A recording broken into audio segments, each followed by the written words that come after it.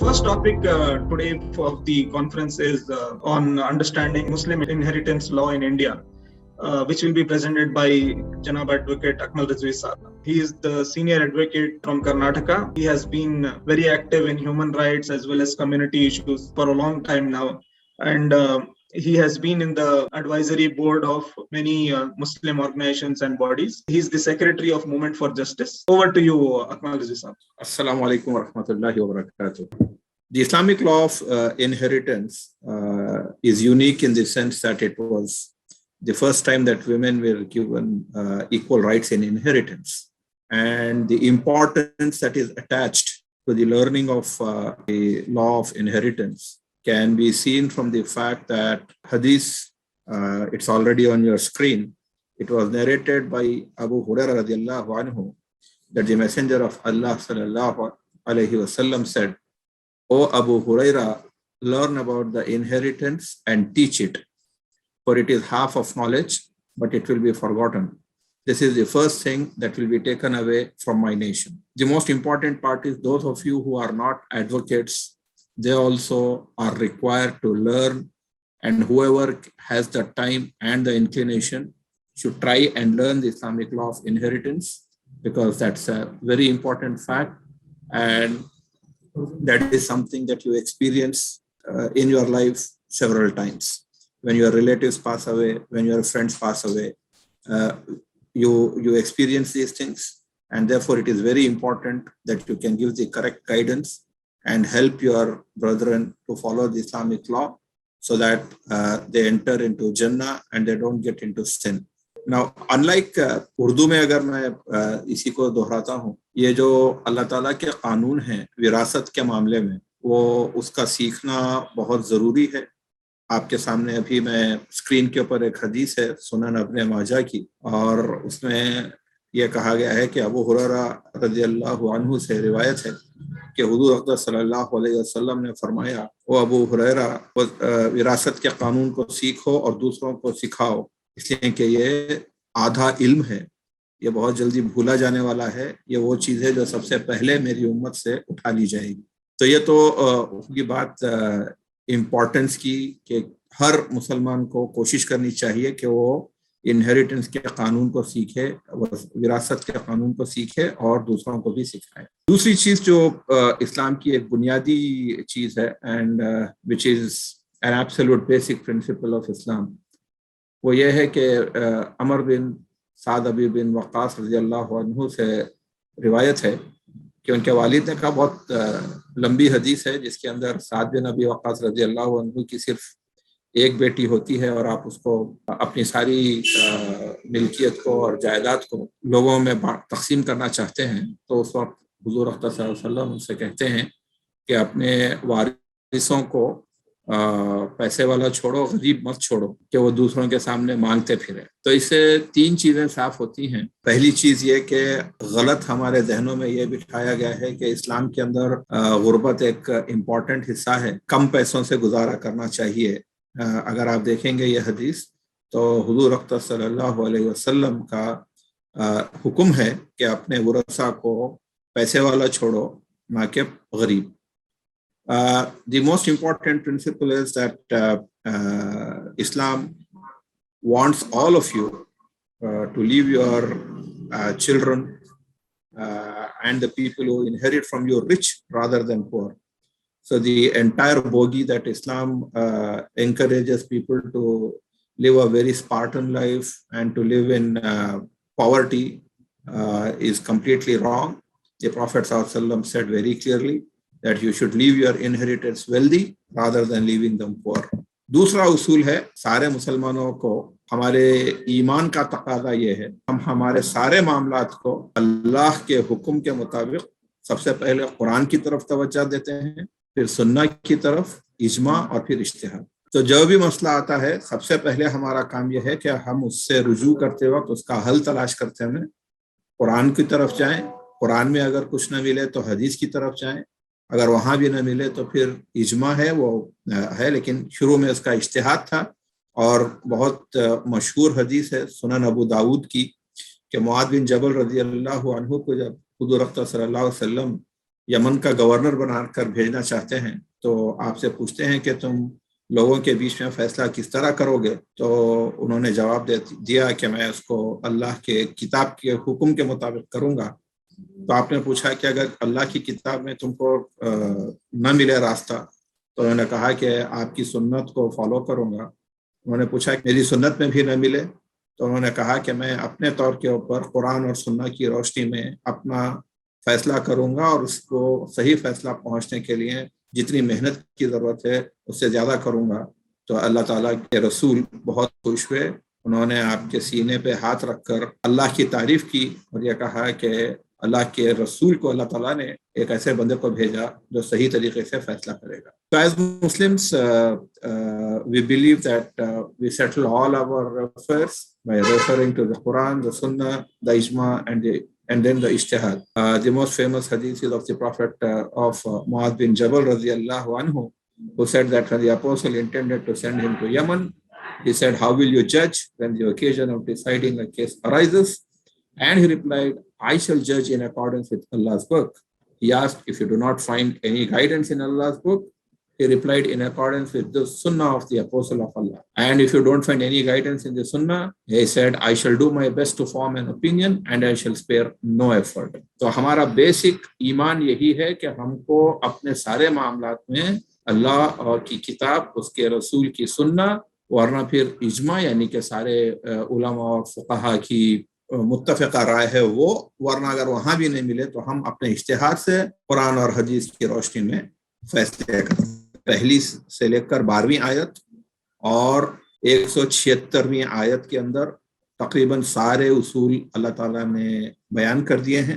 ضروری یہ ہے کہ آپ کو صرف 3 آیتوں کا علم ہونا چاہیے، جس سے جو ہے آپ کو اپنے سارے مسائل جہاں تک وراثت کا تعلق ہے آپ کو مل جاتے ہیں. سب سے پہلا اصول، جیسے میں نے پہلے بھی بتایا آپ لوگوں کو، کہ اسلام وہ پہلا مذہب تھا جس نے عورتوں کو مردوں کے برابر کھڑا کیا اور مردوں کے ساتھ ساتھ عورتوں کو بھی ترکے میں حصہ دیا. Now the Quranic of inheritance is basically cleared by Allah Ta'ala and explained by Allah Ta'ala in 3 verses of the Quran. They are Surah Nisa, which is the 4th Surah, 11, 12, and 176. But before the actual rules of inheritance were made known, Allah Ta'ala makes it clear and lays down the foundation that women also have a share in the inheritance left by their relatives. Verse that you see on your screen is, just as there is a share for men in what their parents and kinsfolk leave behind, so there is a share for women in what their parents and kinsfolk leave behind, be it little or much, a share ordained by Allah subhanahu wa ta'ala. You can actually see that there are 4 or 5 basic principles. Number 1, women and men both have a share in inheritance, the details of which we will see later. Whether the inheritance is small or it is big, it has to be distributed. In fact, Ibn Kathir says that if there is a cloth, a small cloth, and there are 10 sharers, 10 pieces should be made, and that cloth should be given to each of the sharers, except if some of the sharers voluntarily agree either to sell or gift them.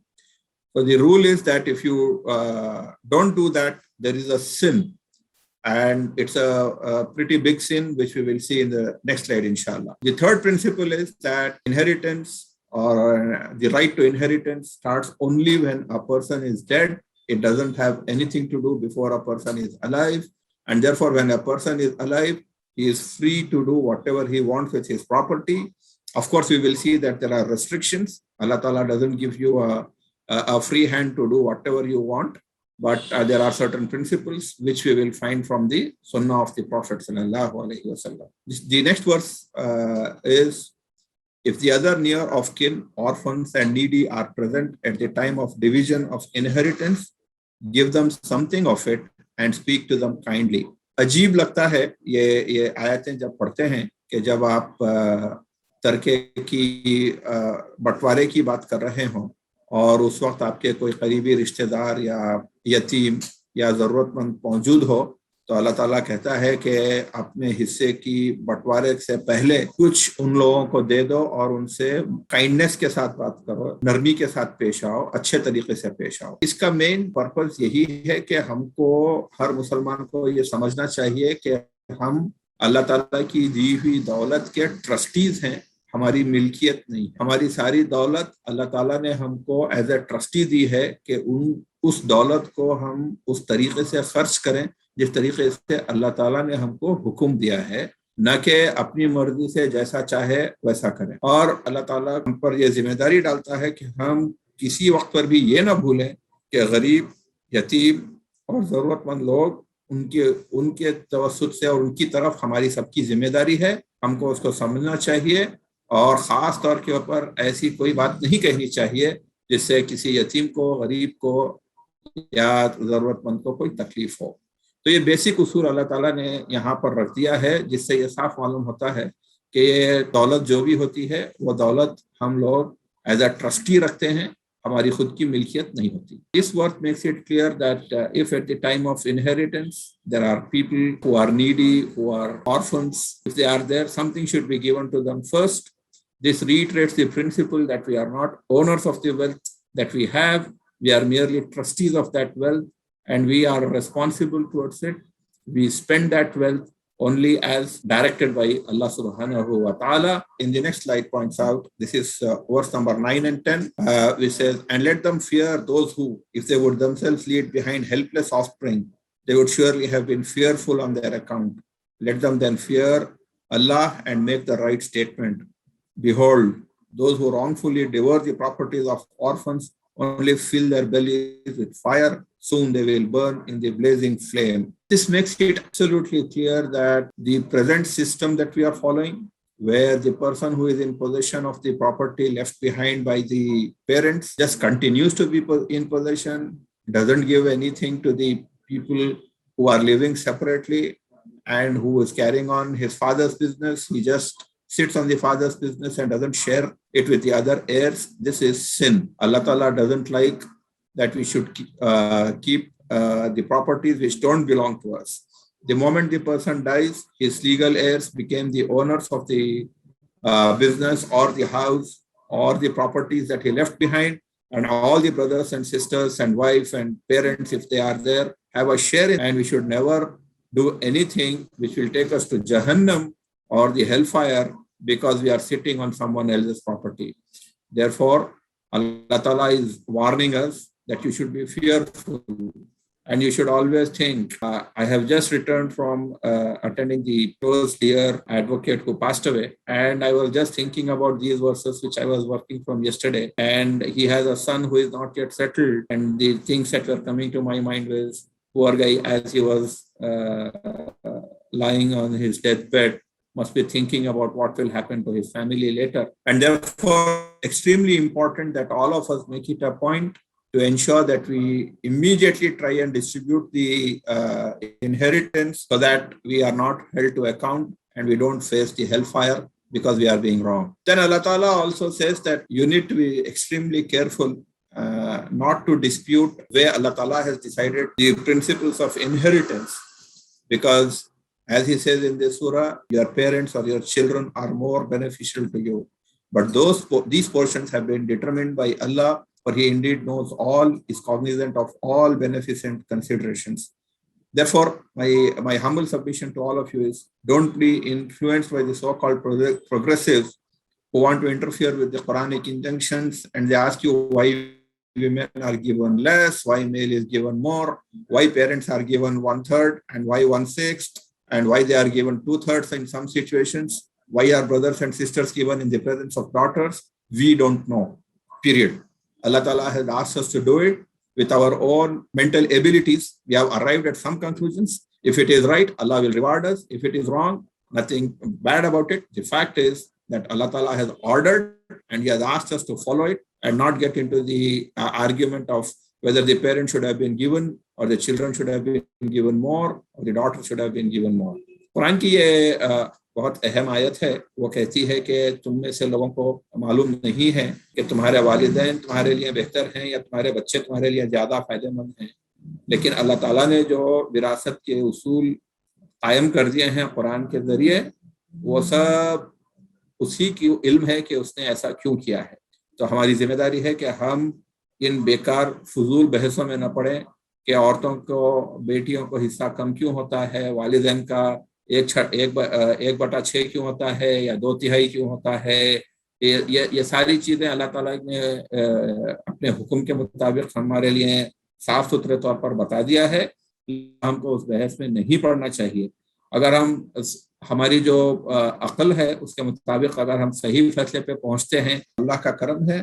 اگر ہم غلط نتیجے پہ پہنچتے ہیں تو کوئی فرق نہیں پڑتا، اس لیے کہ اصول بہرحال یہی ہے کہ ہم اللہ تعالیٰ کا جو حکم ہے اس کے تابع ہیں، اور ہم اس بات کا سوال نہیں کرتے کہ اللہ تعالیٰ نے کچھ لوگوں کو حصہ زیادہ کیوں دیا ہے اور کچھ کو کم کیوں دیا. میں نے آیت نمبر 11 تھی، اس کو اوپر اور نیچے کیا ہے تاکہ ہم ایک لاجک کو فالو کر سکیں. یہ جو ہے آخری حصے ہیں آیت کا، جس کے اندر لکھا ہے کہ ترکہ کس وقت دیا جائے گا. انسان کی موت ہوتی ہے اور اس کے بعد اللہ تعالیٰ حکم دیتے ہیں کہ ترکے کو بانٹنے کا طریقہ یہ ہے کہ سب سے پہلے اس کے اوپر جو قرض ہے اس قرض کو ادا کیا جائے گا، اور قرض کی ادائیگی کے بعد اگر اس نے کوئی وصیت لکھی ہے، وصیت کا ایک سمپل اصول یہاں بتا دیتا ہوں. انشاءاللہ اگلے پروگرام میں گفٹ کا اور ولز کے تعلق سے ایک پروگرام کریں گے اگلے سیکنڈ سیٹرڈے کو انشاءاللہ.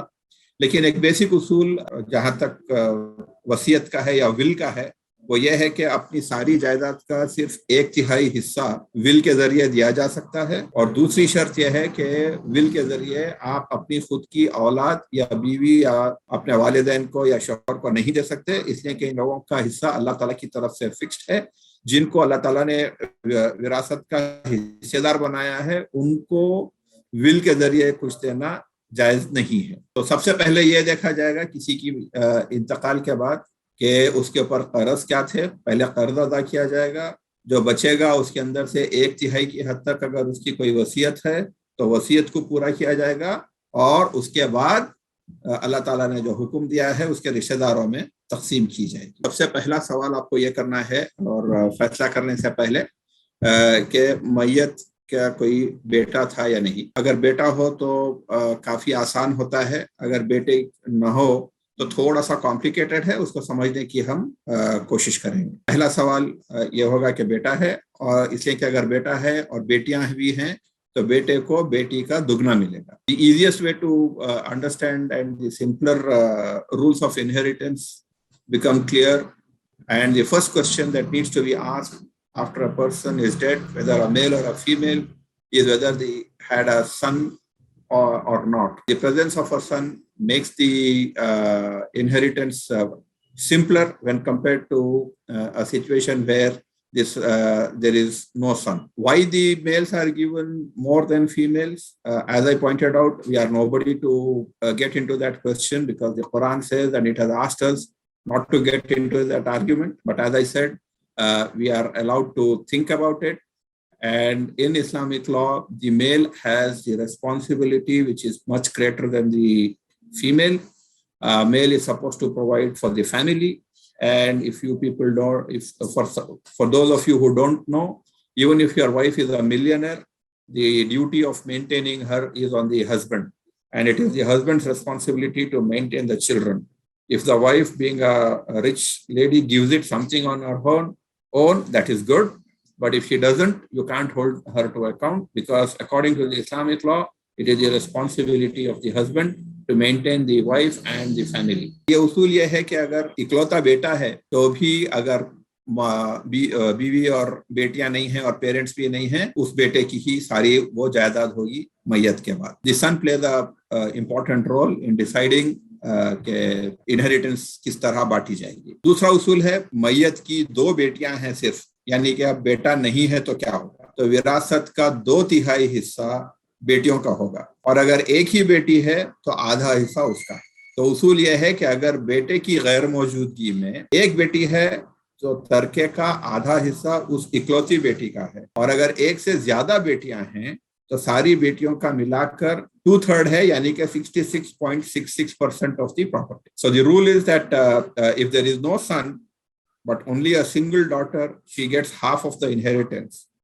And if there are more than one daughter, if there is more than one daughter, 2 or more, then the daughters get 2/3 of the entire property, which is about 66.66%. The next rule is that if the deceased has any offspring, each of his parents shall have a sixth of the inheritance. अब हमारे पास situation ये है कि हम पहली situation ये देखें कि बेटा है, दूसरी सिचुएशन ये देखें कि बेटा नहीं है, तीसरी सिचुएशन ये है कि मैयत की या तो औलाद है या औलाद नहीं है. अगर औलाद नहीं है लेकिन पेरेंट्स मौजूद हैं, माँ बाप मौजूद हैं, तो उसका उसूल अलग है. लेकिन अगर औलाद है, चाहे बेटी हो या बेटा हो या दोनों हो, बेटे भी हों और बेटियां भी हों, तो वालिदैन को 1/6 शेयर मिलता है.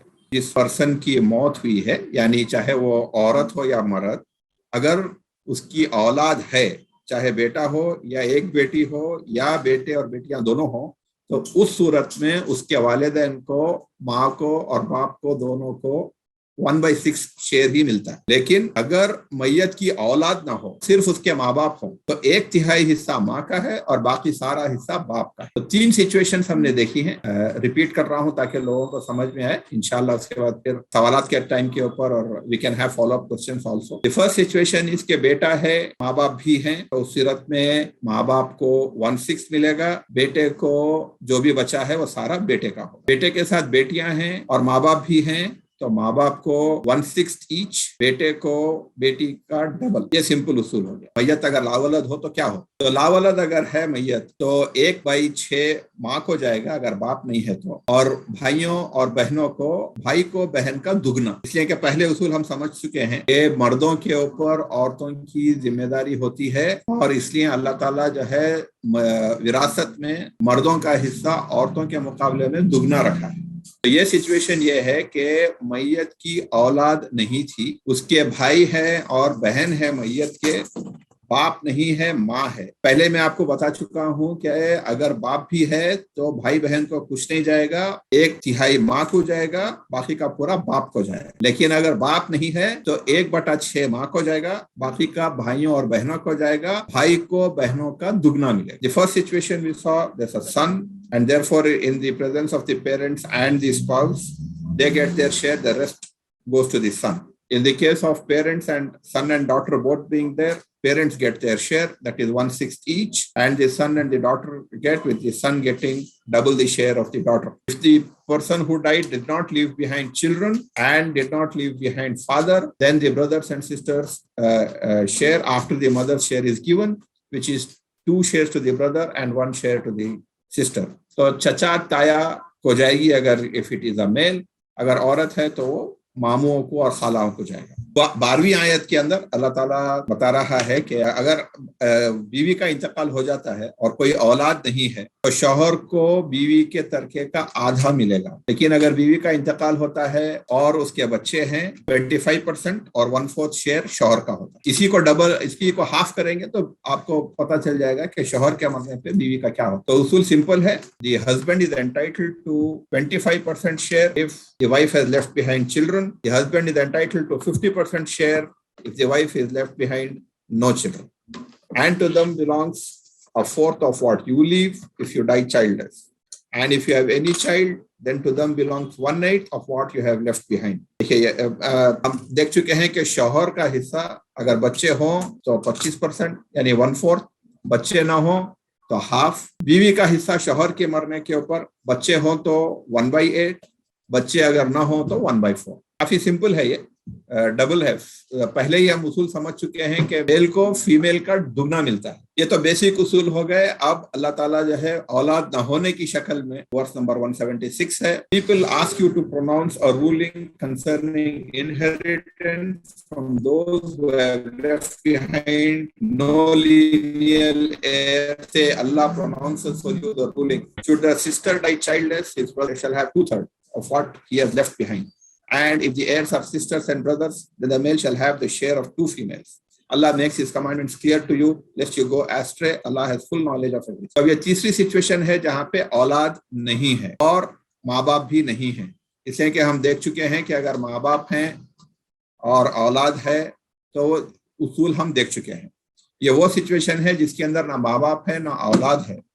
तो उस सूरत में अगर मैयत औरत है, अगर उसका इंतकाल होता है तो सारी की सारी जायदाद उसके भाई की है, और अगर मैयत के बहनें और भाई दोनों हैं, मर्द हैं, उनको भाइयों को बहनों के मुकाबले में दुगना हिस्सा मिलेगा। तो ये सिंपल बेसिक उसूल है कुरान के, जिनको हम सबको समझना चाहिए। ज्यादा डिटेल्स में मैं इससे ज्यादा नहीं जाना चाहता, इसलिए कि इसके आगे का जो मामला है उसके अंदर काफी कॉम्प्लिकेशन है।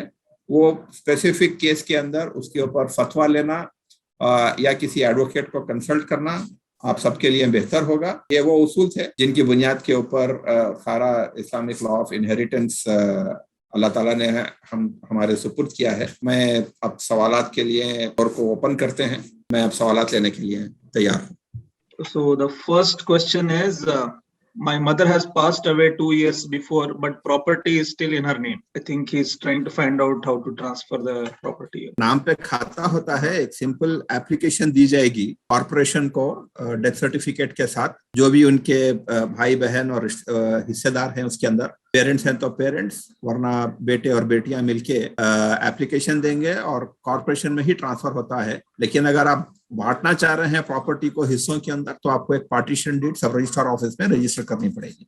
और अगर कोई फॉलोअप क्वेश्चन है तो I can take it further on that. Alhamdulillah, my dad has 5 daughters and 1 son. My dad doesn't want to give his daughters the share of his property, and my mother is also of the same thinking, that everything belongs to my brother.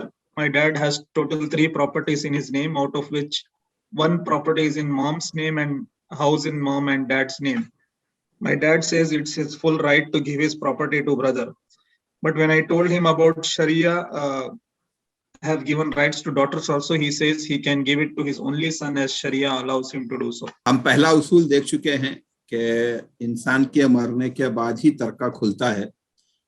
Inheritance starts only after the death of the person. This point inshallah will be covered in detail in our next meeting. Allah Ta'ala doesn't like hadith है अमर रज़ी अल्लाह अन्हु की कि नोमान बिन बशीर ने कहा कि मेरे बाप ने एक तोहफा मुझे दिया, लेकिन मेरी माँ अमरा बिन रवाहा ने कहा कि मैं इस गिफ्ट को देने नहीं दूंगी जब तक कि हुजूर अक़दस सल्लल्लाहु अलैहि वसल्लम खुद इसके ऊपर विटनेस न दें। तो लेके गए हुजूर अक़दस सल्लल्लाहु अलैहि वसल्लम के पास। तो उनके वालिद ने कहा हुजूर अक़दस सल्लल्लाहु अलैहि वसल्लम से कि मैंने ये फलां जायदाद अपने बेटे को गिफ्ट कर दी है। मोहम्मद सल्लल्लाहु अलैहि वसल्लम ने कहा कि भाई क्या तुमने ऐसी ही प्रॉपर्टी दूसरे बच्चों को भी गिफ्ट में दी है? आपने कहा नहीं दी है। तो आपने जवाब दिया कि ऐसा नहीं करना चाहिए, अल्लाह ताला तुमको हुक्म देता है अल्लाह से डरो और अपने सारे बच्चों के साथ बराबरी का मामला करो, be just to your children. तो अल्लाह ताला डजंट लाइक इट। अगर ये पेरेंट्स ऐसा कर रहे हैं कि एक बच्चे के मुकाबले में दूसरे को प्रेफर कर रहे हैं, तो ये अल्लाह के सुन्नत के खिलाफ है। लेकिन अगर वो करते हैं तो सिर्फ गुनाह है, कानूनन उसमें कोई ऑब्जेक्शन नहीं किया जा सकता, कानूनन कुछ नहीं किया जा सकता। तो उसकी जो बाकी के उसूल हैं इंशाल्लाह वो अगली हमारे सेशन में पूरे करेंगे। तो the rule is that a person is supposed to be very just in his life time. Inheritance anyway starts after he dies. The person in his lifetime can do whatever he wants with his property. He would be committing a sin. He will be answerable on the day of judgment if he prefers one child over the other. The Prophet sallallahu alaihi wasallam didn't like it, and when a person came to him and informed him that he has gifted one of his lands to one of his sons, he asked him the question whether he has given a similar land to the other children, and when he replied in the negative, he told him to fear Allah and be just to his children. The reason why in his lifetime he is permitted to do anything, we will discuss inshallah in the next session. Then it will become clear.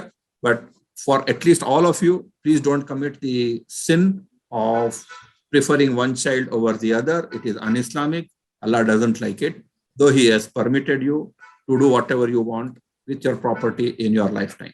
The third question is, what is it likely to be uniform civil code, will it be constitutional law replacing the personal law as it exists today? As of now, देखिए India में there is something called a Islamic Shariat Act of 1937. तो Islamic Shariat Act of 1937 says कि Muslims के वो personal law के अंदर government interfere नहीं करेगी. टेक्निकली यूनिफॉर्म सिविल कोड बन सकता है, गवर्नमेंट बना सकती है, उसको इम्प्लीमेंट कर सकती है, लेकिन इंडिया के जो कंडीशंस हैं उसके अंदर गवर्नमेंट बना पाएगी या नहीं बना पाएगी, ये बहुत बड़ा सवाल है. इसलिए कि आप सब जानते हैं कि साउथ इंडिया के अंदर मामू की और भांजी की शादी होती है, नॉर्थ इंडिया के अंदर कजिन्स के बीच में भी शादी नहीं होती है, साउथ इंडिया के अंदर न सिर्फ कजिन्स में शादी होती है बल्कि मामू की और भांजी की भी शादी होती है गैर मुस्लिमों में.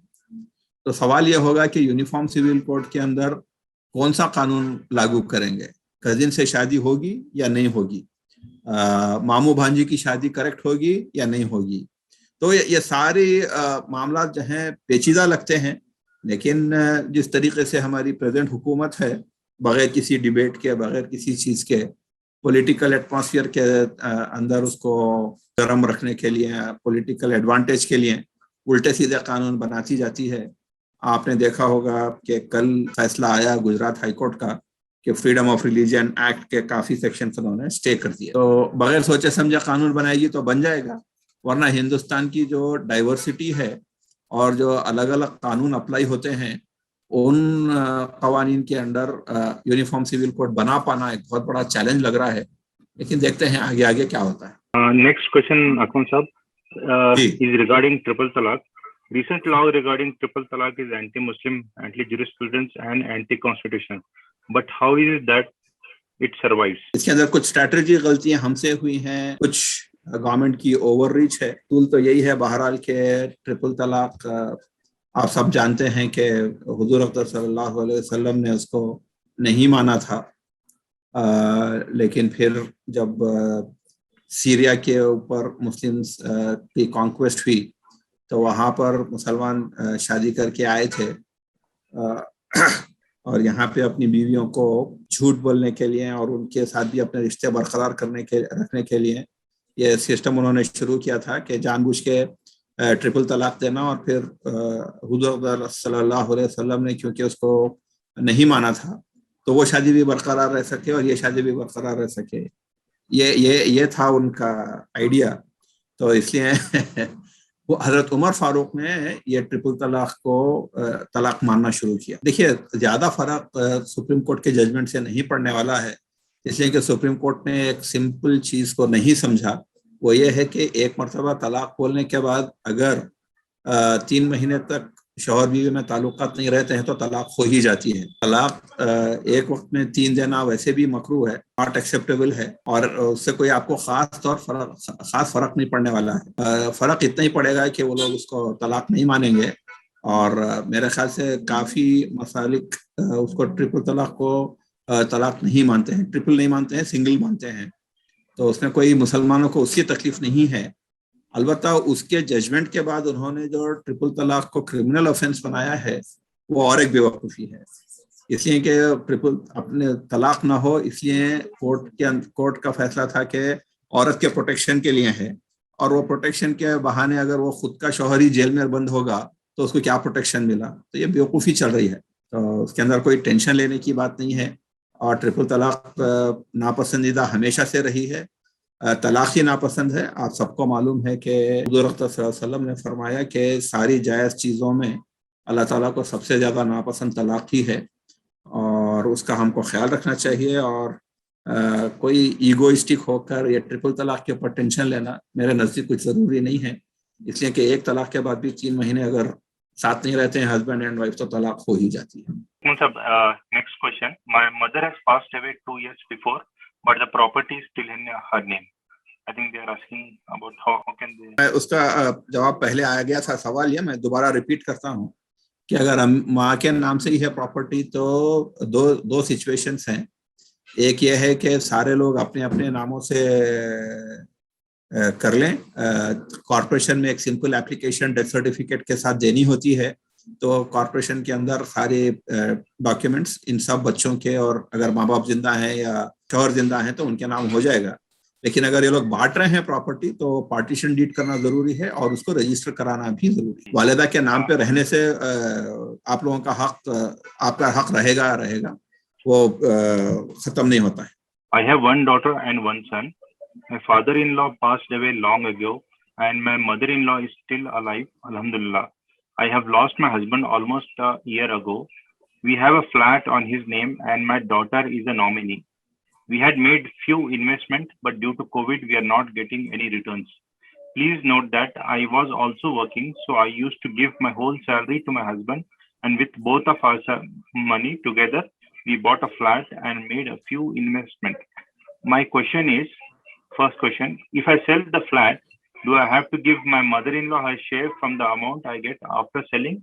If yes, how much? Will it be the actual share? Because my money was also there in buying the flat. Do I have to ignore that contribution of mine and give the whole share from the selling amount I get? The second question, when I get the invested amount back from the investor, will my mother-in-law's share be there in that money too? This investment was also done with both my husband's and my salaries. When I got end of service amount of my husband after he passed away, I gave my mother-in-law's share to her immediately. Please note that I had kept no such condition that this much is my contribution or so. It was just out of love and understanding between us. ये question अगर screen पे आ गया तो लोगों को समझने में शायद आसानी होगी. But anyway, I'll go ahead and answer that question. The first thing is that there is nothing called a nomination in a sale deed. वो चेक करना पड़ेगा कि किस तरीके से nomination हुआ है, इसलिए कि I am not aware of any situation where there can be a nomination in a sale deed. Whether they like it or not, उसूल तो यही है बहरहाल कि इसके अंदर बेटे का जिक्र है क्या, एक बेटा और एक बेटी है, ठीक है ना. What happens is that as we have seen in this presentation, this is a very good case to understand how the law works. Husband's father is no longer alive, so the mother, that is the mother of the mayyat, that is the mother-in-law of the questioner, she gets a 1/6 share. The questioner herself, being the wife of the dead person, she gets a 1/8 share. Whatever remains is divided into 3 parts. The son gets 2 and the daughter gets 1. That's a very simple, straightforward inheritance. I can repeat it. The person is dead. The person's father is also dead. Only mother is alive. And because the person has children, the mother will get only 1/6. That is the mother-in-law of the questioner. And the questioner, being the wife, gets 1/8 or 12.5%. The remaining will be divided into 3 shares. 2 shares go to the son and 1 share goes to the daughter. The second part of the question is that the daughter is a nominee. I'm very surprised because there is no situation that I am aware of where there is a system of making a nominee for a flat or in a sale deed. It would be for her, the mother and the son. If they voluntarily decide to give it to her, then only she can become the owner. Otherwise, everybody has a share in it. The second question, as far as her mother-in-law's, her question regarding paying the entire money to her husband is concerned, unfortunately, because there is no proof, the law is that the presumption will be that the property belongs to the person in whose name the property is. It is very clear that the property is in the husband's name, and therefore the presumption is that it belongs to the husband only. The correct thing would be for her to straight away speak to her mother-in-law, educate her about the situation where she gave her entire salary and her whatever income she had to the husband. And if the mother-in-law consents, then of course there is no harm, because the Islamic law encourages people to settle their disputes amicably as far as possible. If the mother-in-law agrees, nothing like that, she can keep, whether in the investments that she has done or in the husband's property, she can keep her share, whether it is 30%, 40% or 50%, depending on what money she has given to her husband and what was the cost of the flat or what was the investment. If the mother-in-law doesn't agree, she'll be rewarded on the day of the judgment. In this world, she has to give the same ratio, 1/6 to the mother-in-law, 12.5% to her, and the remaining divided into 3 shares, 2 to her son and 1 to her daughter. Question number 6. If we keep our money safe in post office for a few years, can we take the minimum return which we get from it? Is it permissible to use it? Is it a profit or an interest? Many have this doubt, so please clarify, sir. In Islam, we cannot take interest. The bank interest what we get. We got it, we give it to the poor. Am I doing it right? This question is better asked to an alim. As far as I am concerned, I only know that interest in any form is haram, whether it comes from post office, whether it comes from bank or from any other source. Interest is haram. The way you are taking it and giving it off to the poor is the right thing to do. But the more preferable thing is not to invest it in the first place where you get more interest or something. For the safety of your amount, you keep it in the bank. Your intention is not to take the interest. If the interest comes, you take it and give it off to the poor. But whether there are some rulings on the basis of ijtihad by the ulama, that, for instance, your PF amount, even though you don't want to give it, the government compulsorily takes that money and puts it into certain accounts. If it is put into such accounts, then if the interest is coming, then they say they have a complicated procedure of finding out the inflation rates and the gold rates or whatever. And if it is below that, you can take it. But this is not my domain. You need to ask a proper alim and get a fatwa on that. Question number 7. Due to COVID, many children have been orphaned. What is the legal process to adopt a child? What is Islamic law to adopt a kid? What does Islam say about their right in the property of the parent who adopted them? Basic Islamic principle is that there is no question of adopted child getting anything. Prophet ﷺ, all of you are aware, treated and had an adopted son, but there was no share in the property. That is very clear in the Islamic law. However, only difference is that you can have a child, adopt him, but you cannot, he will not have any share in the property. And if you want to give, you have to give him as a gift in your own lifetime. But my suggestion would be that you should do it only by educating your own children, your spouse and your parents, and to give it to that child if you desire to. There is no harm in giving it. I know of very lot of people who have done that, who have adopted children, and they have done enough for them to survive. But the Islamic law is there is no inheritance for them. Whatever has to be done in the lifetime, and preferably done with the consent of your other legal heirs, that is children, spouse, parents. However, if you want to adopt a child legally in India now, there is a new act which is called the Juvenile Justice Act of 2000, which permits you to adopt. This law is religion neutral. A Muslim also, if he wants to legally adopt, where he wants the child to inherit from his parents' property, he can go and adopt a child under the Juvenile Justice Act.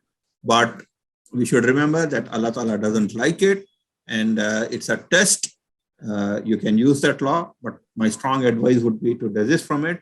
To adopt a child, give him all the rights, give him all the love and affection, give him whatever you want with the consent of your legal heirs, that is your children, your spouse and the parents, but don't interfere with the law of inheritance which Allah has prescribed by giving an adopted child a share in the property after you are dead. It's not right. Allah Ta'ala won't be happy about it. But if you need to do for any reason, the option is open. Question number 8. Due to COVID, the wife dies, the husband marries another woman.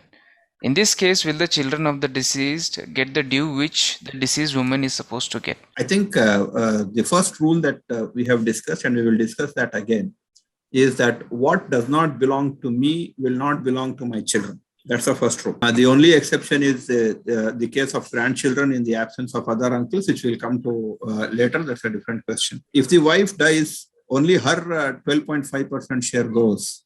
The second wife gets that 12.5%, but the children are not disinherited. If the woman had property, then the children have a property in the share of that woman. But if the woman didn't have the property who died, then the husband, whenever he dies, the children of the first wife also get a share as children. So there should be no doubt about that. Two situations. The wife who died had property, in which case the children get a share from that. The wife didn't have property, then the children obviously don't get anything from the wife's side. But as long as the husband is alive, it is his property. But the day he dies, the law doesn't make a distinction between the first wife's children or the second wife's children. Children are children. They get equal share as his other children would. Question number 9. After a wife dies, husband marries another month. In this case, they have no kids, which means that women are dispensable. However, when husband dies, the women sacrifice their life for the kids and stay unmarried. This is a societal problem. It has nothing to do with the Islamic law. In fact, Islam encourages people to remarry and have spouses. This is a societal problem, and in some cases, it becomes a necessity because the new husband may not be inclined to take the child, and therefore women end up not marrying. But we need to educate and we need to evolve as a society and go back to the basic principles that a person should marry, and our hearts have to become larger to accommodate the children of the first wife also. It is not an Islamic problem, it is a societal problem, and we need to work on it. It's wrong. It should not be done. The women should not be forced to sacrifice their lives and or stay unmarried. They should be given the choice to marry.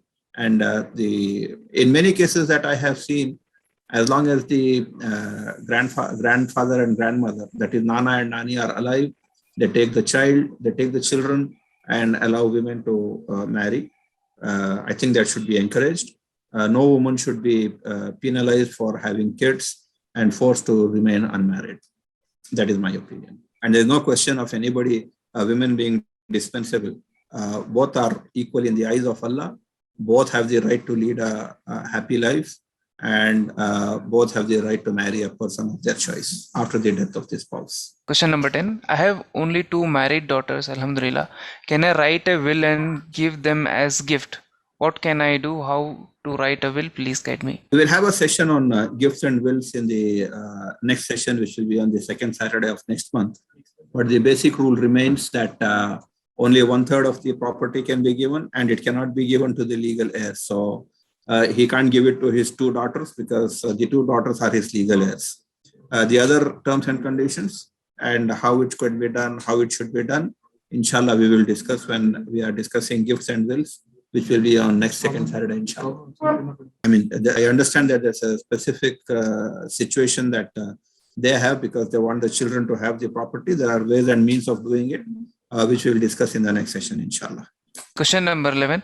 A false FIR under section 354 IPC registered by a person against an innocent. How to get this false person to justice?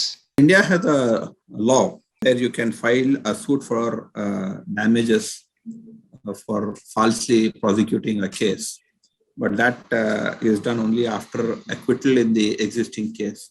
So the first thing they have to do is to get an acquittal in the present case. Once they are acquitted, they can file a case against a person who made the false allegation, asking the court to take action against her or him, and also grant compensation and damages to the person who has been subject matter of this false allegation. Next question. I had a question regarding inheritance of my son. My elder son's father died when he was an infant. The in-laws asked for his custody. Being a mother, I didn't give him. They took it in writing that I'll take care of my son without claiming any maintenance. Now, after 23 years, my son met his grandfather and his paternal uncles and aunts. His grandfather is very sick, now almost 95 years old. His uncles have put in a word that my son will receive 10 lakhs from 7 crores as a gift after his grandfather's property. My question is he entitled to his dead father's share also? Whatever the grandfather's property is there, he doesn't get anything in it because, as I mentioned, the basic principle is his father didn't become the owner and therefore he doesn't become the owner of the property. But whatever property son held before he died, in that property, this son has a share which can't be denied to him. The entire reason for permitting 1/3 of the will is that the best thing would have been for the grandfather. And I advise all of you who are listening to this that if you have a situation like this where one of your son or daughter has died in your lifetime and leaving behind their children, use this authority of giving 1/3 as will and will it to them so that they are taken care of. One of the main reasons why Allah Ta'ala has permitted writing of 1/3 will is to help in these situations where one of the son or the daughter died in the lifetime of the father, leaving behind grandchildren whom the grandfather can give by way of will up to 1/3 of his estate. If I have understood it rightly, if the entire property belongs to the grandfather and he has not written any will in favor of the grandson, then unfortunately in the presence of his uncles and aunts, he won't get any share in the grandfather's property. Whatever they are giving should be taken with thanks. And for as far as the others are concerned, advice is please plan and write your will if you are facing such a situation. Is there any difference between how you deal with inherited property and what you have earned yourself? Can I dispose of whatever I own in any way I can while I am alive? There's absolutely no difference between an inherited property and what you have earned yourself, because as I said, the moment a person dies, automatically his legal heirs, that is his wife, children, parents, have become the owners depending on whatever shares they have. So there's no difference between you inheriting or you earning it yourself. As far as disposing of the property while you are alive is concerned, I have answered that question. We will have a detailed discussion on it in the next session. The rule is that you cannot be unfair to your children. You can't prefer one over the other. If you do so, you are committing a sin. Next question, a little generic one. Is the door closed permanently on the possibility of equal inheritance for daughters and sons? We discussed this in the beginning itself, that the Quranic injunctions are absolutely clear, and Allah Ta'ala has said that you may perceive that some are more beneficial to you than the others. Therefore, we have no right. Quran is a book that cannot be changed until the day of Qiyamah. There are several ways and means of taking your sons into consideration in your lifetime by giving them the right knowledge and giving them the right education, where they will themselves willingly take care of their sisters in a better way. And if with the consent of the sons in your lifetime itself, you can make arrangements so that your daughters and sons get equally of whatever you have. Inheritance, it's not possible. In your lifetime, it's possible. I'm a widow of 2 kids. My husband had 2 properties. One was in his name and the other is on his mother's name, but he did all the construction. It was also said verbally that first property will be given to his brother. He has 2 brothers and the other one will be given to him. But after his death, due to COVID, things have taken a new turn. My in-laws want to distribute everything through the Muslim Sharia law. He has also taken a loan of 50 lakhs on the first property. Kindly let me know how the division will be done according to Muslim law. Please help me out, as there will be meeting in my house on Monday and I'm also in my iddat period. She has not clarified whether the 2 children are sons and daughters or only daughters. If it is a son, at least one of them is a son, then in the property that belonged to her husband, only the mother has 1/6 share and the remaining belong to herself and her children. As far as the property which belongs to her mother-in-law, obviously during the lifetime of the mother-in-law, nobody has a share. The mother-in-law is free to do whatever she wants with the property in her lifetime. Of course, I have added the caveat that she can't prefer one over the other, and it is her opportunity to make provisions for the children of her dead son. Somebody has to properly guide her, persuade her to be fair to the children of her son who has passed away, unfortunately. But the brothers and sisters have no share in the property that was standing in the name of her husband. But as far as the grandmother's property is concerned of the children, they have no share. Neither the questioner has a share nor her children have a share. It is up to her to make provisions for the children of her deceased son. If the loan is on the property which belonged to the husband who passed away, then the loan has to be paid by the mother and the wife and the children in the portion in the same ratio as they inherit. That is, 1/6 of the loan has to be paid by the mother, 1/8 has to be paid by the wife, and the remaining by the children. I am presuming that they have one son. If they don't have a son, then a lot of things change. Akmal Sahab, the questioner has mentioned they have one daughter 17 years old and one son 14 years old, and only mother-in-law is alive. Yeah. Then the brothers and sisters don't have a share in the property that belong to her husband. But in the second property, which belonged to the grandmother, because the son died in her lifetime, neither the wife or the children will get anything. But it is for her to make proper arrangements. She has the authority and the right to make it both under the law of will and the law of gift. She needs to take her other children into confidence. She needs to be advised and counseled about it. But then it's her decision. If she refuses, nothing can be done about it legally. Next question. If the husband has passed away, leaving behind children who are minors, and the responsibility of the children falls on mother, is there a special provision? This is a very, very interesting and important question. Please understand that in the Islamic law, there is a reverse process also. What do I mean by reverse process? Reverse process is that if a person dies without properties, then the responsibility of maintaining the children goes to the persons who would have inherited from the person who died. So in this case, we have to see the person who died, if he has brothers and sisters and parents, it is their responsibility to maintain the children. As a matter of right, it is not a matter of them doing any charity or anything. It is the children's right to be maintained by the grandfather and grandmother.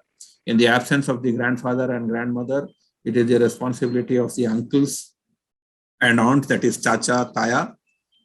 Similar thing applies to the mother side also. The mother's parents are also responsible to maintain the daughter and the grandchildren. So the rule is that whoever gets inheritance has a corresponding responsibility to maintain the person from whom they would have inherited if they are in dire need and they are unable to maintain themselves. Unfortunately, in India, we don't use this provision. I am not aware of any person who has done this. We filed a case in one of the situations, and before the judgment could come, unfortunately, the woman died, and therefore the case couldn't continue, and we don't have a judgment from any court. Otherwise, but it's a settled position of law. If people take that provision, they will definitely ensure that they are maintained by the people who would have inherited from the husband. Next question. What happens if the will from parents doesn't justify the inheritance law? Can it be modified according to the inheritance after the death? Again, let me repeat my answer. Inheritance is untouched by will, because you can't give a will to the person who is inheriting. That's a simple answer. And as I pointed out, there are two conditions as far as the will is concerned. One, it can't be more than 1/3 of the total estate, and it can't be in favor of a person who inherits. If it is 1/3 and if it is not in favor of a person who inherits, then only the will is valid. Otherwise, the will has to be discarded. It has no value legally. So these are all additional questions. Another 4 questions. I will take it, not a problem. We'll take it. In the chat, I see at least another 10 to 15 questions are there. We'll take it, inshallah. So the next question is, property was in mother's name. She passed away last year. I have 2 sisters. How do we share? She hasn't told whether she is a male or a female, because if the questioner is a male, then 4 shares will be made. Half will go to the son, 1/4 and 1/4 will go to the sisters.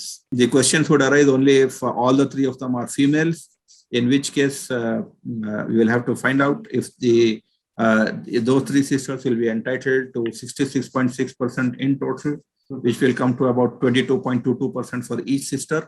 And if the father is alive, the remaining will go to the father. If the father is not alive, it will go to siblings of the mother, because the property was in the name of the mother. How to divide the loan amount taken by my deceased husband? The wife needs to repay as she was not aware of the full amount. My in-laws and his brothers were aware of the entire amount. Does it get divided among me and my in-laws? You see, the loan has to be paid from the property of the husband. If the husband doesn't have any property, he has not left behind any property, then there is no obligation on the wife or children to pay the money. And as far as the division is concerned, again, it depends, as I pointed out, depending on, she has to pay only her share. Her share is 1/8, so she will pay 12.5% of the entire estate of the husband. If she has children, they will pay what they are entitled to, depending on how many and who they are. The father and the mother, if they are alive, they pay 1/6 each. Difficult to answer without the thing.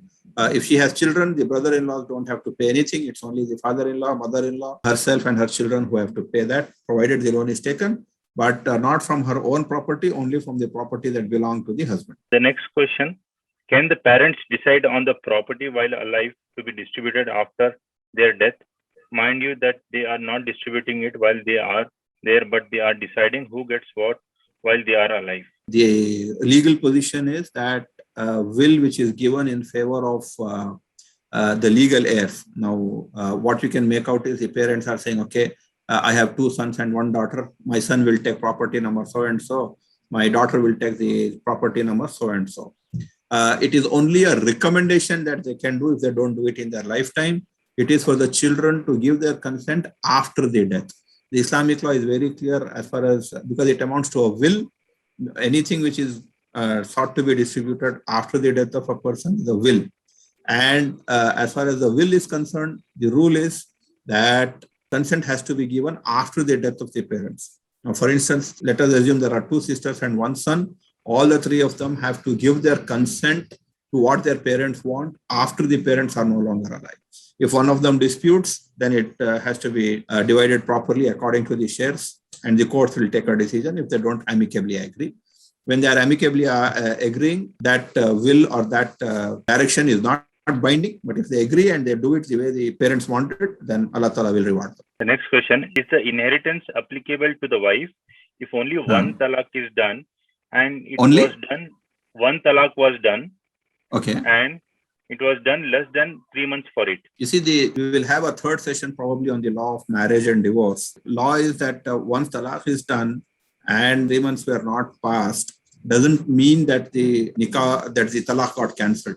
For cancellation of talaq, only 2 things are there. Either the husband should have conjugal relations with the wife, or he should revoke that talaq. That's why it's called talaq-e-rajai. Rajai means which can be reversed.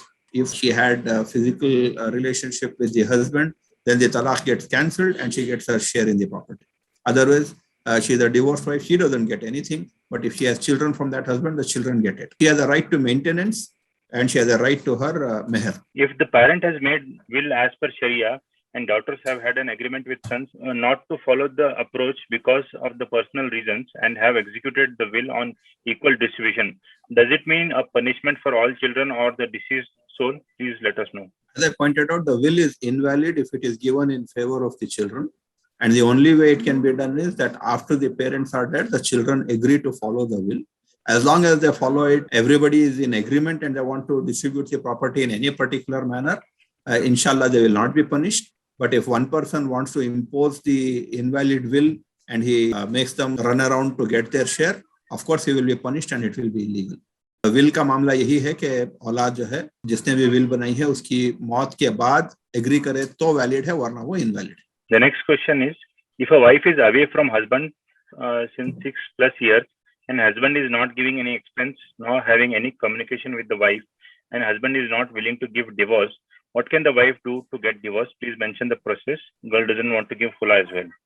There is a law called Dissolution of Muslim Marriage Act, under which if a person doesn't maintain his wife, that is a complete ground for divorce. She has to file a case in the family court, bringing to the notice of the court that for the past 6 years he has not maintained her and he has not communicated with her. Both the grounds are valid and she will get a divorce from the family court, inshallah. The next question, what is the course of action after death of the parents for the daughters whose brother was a caretaker of the parents if he refuses to give the share of the daughters? Being a caretaker doesn't give him any extra right.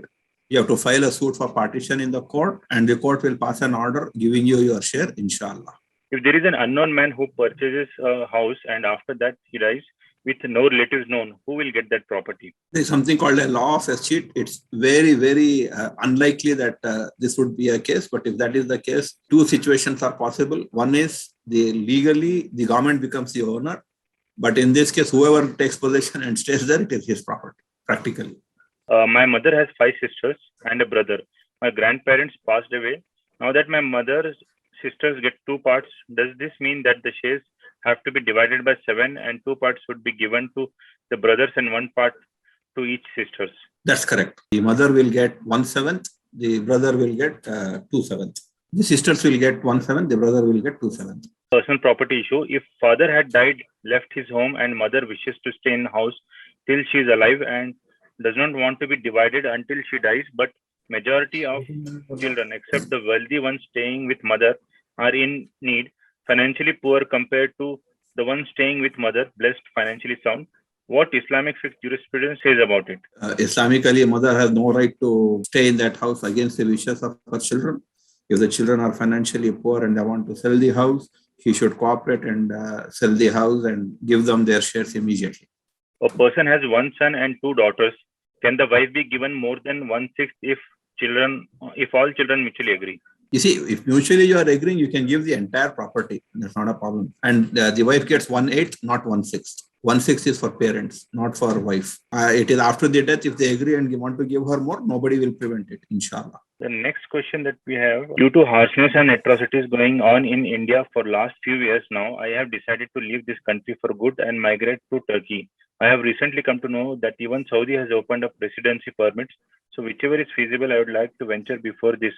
Plus highlight on what are the legalities that I need to go through. I am a widow aged 68 and was a teacher for few years in public school at Bangalore as well as in Pune.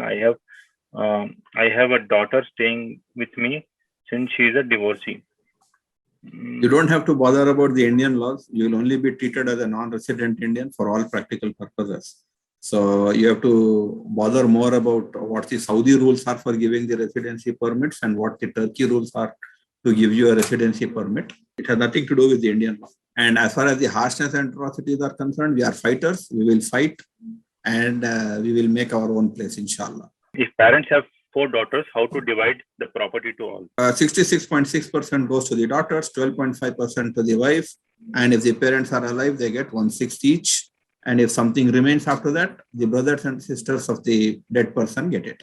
My grandmother had 4 sons and 2 daughters.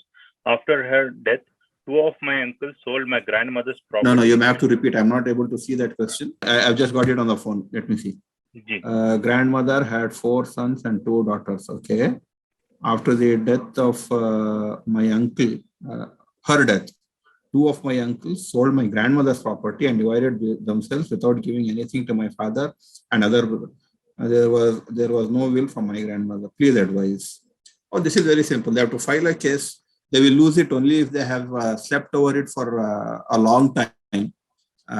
They were negligent in not taking their right in time. Worldwide, the rule is that if you sleep over your rights, court won't help you. If they are in time, they haven't waited for too much. If they file a case, they will get a proper share which they are entitled to, and those uncles will be forced to give them the money that properly belongs to them.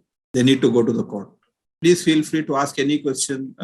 Don't bother about whether it is connected to the topic or not. Even if you don't answer that question in this session, we will keep that question and hold a session on that topic if required. If the question is simpler, it could be connected to your business, it could be connected to a dispute, it could be connected to a fight between people, including husband and wife. But whatever questions you have, please feel free to ask. This is going to be a continuous program which we plan to conduct on every second Saturday of the month.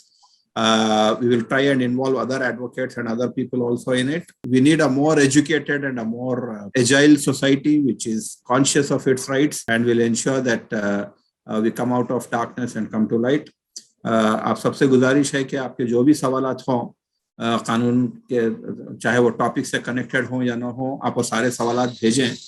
अगर हम उन सवालात का जवाब उस session में नहीं भी दे सक रहे हैं तो हम दूसरे सेशंस में उस सवाल के मुताबिक सेशन कंडक्ट करने की कोशिश करेंगे. कोशिश कीजिए कि हम एक ऐसे मोमिन बने जिनको अपना कानून मालूम है और हिंदुस्तान का कानून मालूम है और हम अंधेरे से निकलकर उजाले की तरफ आएं और अपने हक को पहचानें और उसके सब काम करने की कोशिश करें. Somebody is asking, like, how will they get to know about the next sessions? A link will be shared. I think you can give that Ask MFJ के ऊपर वहाँ पे भी they can ask, and you are a better person to find out how you can share the link. We can confirm that it will be at 9 o'clock on second Saturday of every month, inshallah. We are getting some suggestion as to make a WhatsApp group. Inshallah, we'll think on this. We'll do whatever best we can do. There's one question that I think we have not answered because there are so many messages we are getting. Akhwan sir, one last question can we take? Yeah, please go ahead, sir. The question is, person who is asking is a male. I have 2 sisters. Mom passed away. How do we divide the property?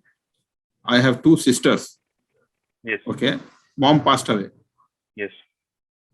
So depending on if the father is alive, he gets 1/4 share. How many brothers and sisters does he have? 1/4 share to the father if he is alive. What about the children? You said how many children? How many brothers and sisters, or what do they have? 2 sisters. Mom Only passed 2 away. sisters. I am presuming that this is a male. Yes, he's a male. If he is a male, then the remaining, if the father is alive, 1/4 goes to the father. Father is passed away. Father has also passed away. Ji. If the father has passed away, 4 shares. 1/4 to the 2 sisters, half to the son.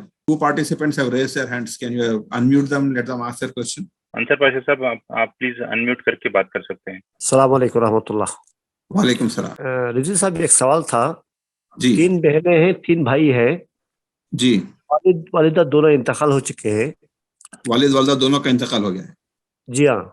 जी. वालिद का कर्ज कुछ बाकी है. जी. तो इससे शरीयत का क्या हुक्म है इसके बारे में? इसके 9 हिस्से बनेंगे. सबसे पहले कर्ज अदा किया जाएगा, उसके बाद जो भी बचता है उसके 9 हिस्से बनेंगे.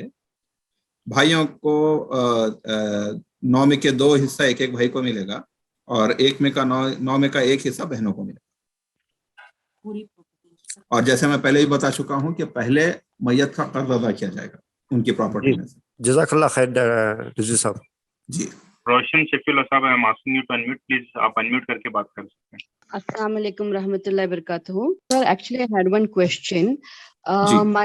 My father, when he was alive, he has gifted his property whole and soul to, we are 4 sisters. So he has gifted his property to 2 of his children. That is 2 And sisters. 2 sisters and my mother. We have 4 sisters. तो उनके जिंदे पे ही उन्होंने क्या किया, like when he was ill, he gifted it to 2 बहनें. His wife and 2 daughters. 2 daughters. And my father has 1 more wife, and he has more children. We don't know, or more than 5 to 7 children. तो उनके life में ही जिंदे पे he had said, I am not going to give anything because you have made much of his personal thing. He has said, this is my wife's jewelry में मैंने खरीदा. तो he had told many times as also.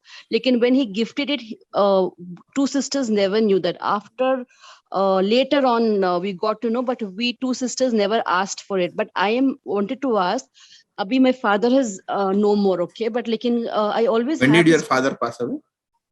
2016 में. Okay.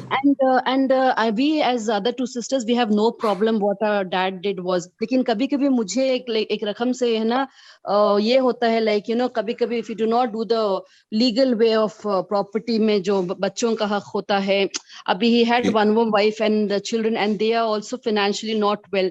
So अब्बा जो जिंदे पे उन्होंने गिफ्ट करे, like मेरे 2 बेटियां and अम्मी के ना, इसको कौन भी उसका पूछना नहीं को गिफ्ट कर डाले. As I know, मुझे कभी-कभी दिल ये होता है कि क्या अब्बा जो करे ठीक करे. Is it something which is punishable for him? Because वहाँ भी वाइफ थे और 4 बेटे और कुछ 5 बेटियां थे वहाँ पे भी. जी. My mom is the first wife. The issue is that inshallah next session में इसका पूरा clarification आएगा. अपनी लाइफ टाइम में जो किए हैं उसका गुनाह है. अल्लाह से दुआ करना है कि वो दूसरी बीवी और उनके बच्चे उनको माफ कर दें. क्योंकि मैंने आपको वो हदीस बताई थी, दोबारा दोहराता हूँ कि हुजूर अक़बर सल्लल्लाहु अलैहि वसल्लम के पास एक सहाबी गए और उन्होंने कहा कि मैंने फलां प्रॉपर्टी अपने बच्चे को गिफ्ट कर दी है. तो आपने पूछा कि दूसरे बच्चों को भी दिया है या नहीं दिया है. जब आपने कहा कि नहीं दिया है, तो उन्होंने कहा कि वापस लो, सब अपने बच्चों के साथ प्रेफरेंशियल ट्रीटमेंट नहीं करना है. Okay. तो अल्लाह से दुआ कीजिए कि अल्लाह ताला आपकी मग़फ़िरत करे. लेकिन कानूनन you can't stop it. It's your goodness if your sisters agree to give them something and your mother agrees to give them something. But legally और इसका गुनाह ना आपकी बहनों के ऊपर है, ना आपकी माँ के ऊपर है, ना आप लोगों के ऊपर है. अगर कोई गुनाह है तो सिर्फ आपके वालिद के ऊपर है, इसलिए कि उन्होंने वो काम किया है. अल्लाह से दुआ कीजिए कि अल्लाह उनकी मग़फ़िरत कर दे. आमीन. साजिद जंगी भाई, I am asking you to unmute, please unmute करके आप बात कीजिए. अस्सलाम वालेकुम रहमतुल्लाहि व बरकातुहू. वालेकुम सलाम. Advocate Akmal Razvi sir. जी sir. Actually, my father, I lost my father a year ago. Okay. Almost 13 months. Just it was pandemic, and I was in Bangalore, but my father was in native at North Karnataka.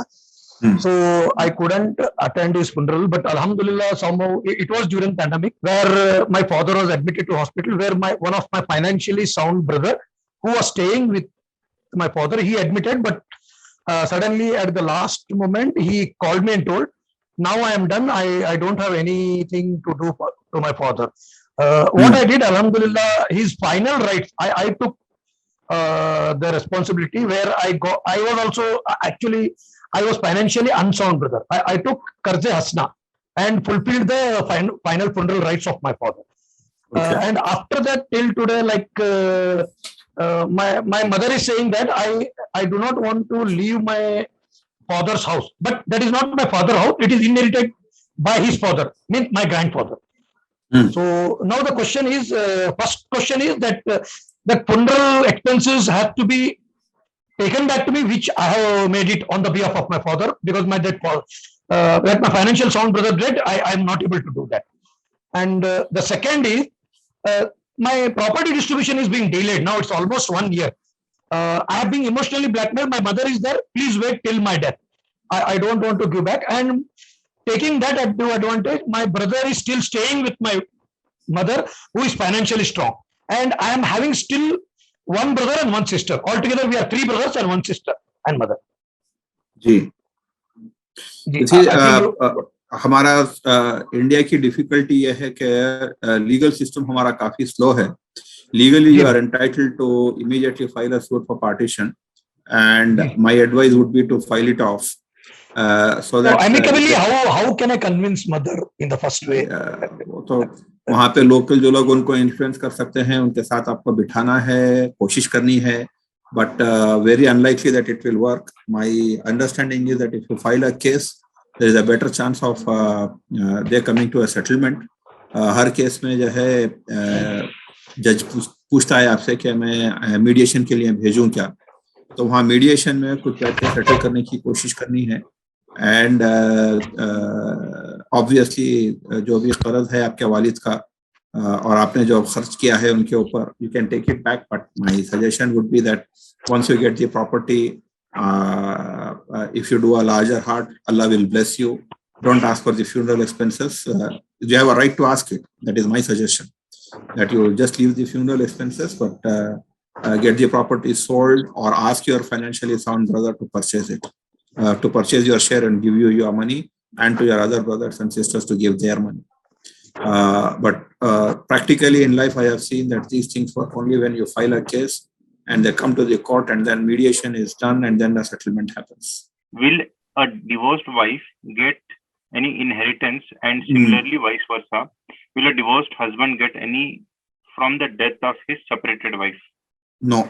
Divorce होने के बाद the relationship is over. Only the children get it, because only the children's status is permanent. Husband and wife's relationship are transitory. If they divorce, they don't inherit from each other. One more last question. My mother has 2 properties in her name. She wants to gift it between 2 sons and 2 daughters, but father is not allowing it. Nothing can be done. If she does it, she does it. If she doesn't do it, she doesn't do it. Hadith that one child should not be preferred over the other in the lifetime. A revert married as second wife, but not getting equal rights from 10 years, staying as an abandoned one, and can't go to parents' house also. The whole issue is that you need to go to the court and take your right. If he has abandoned you, he is not treating you properly.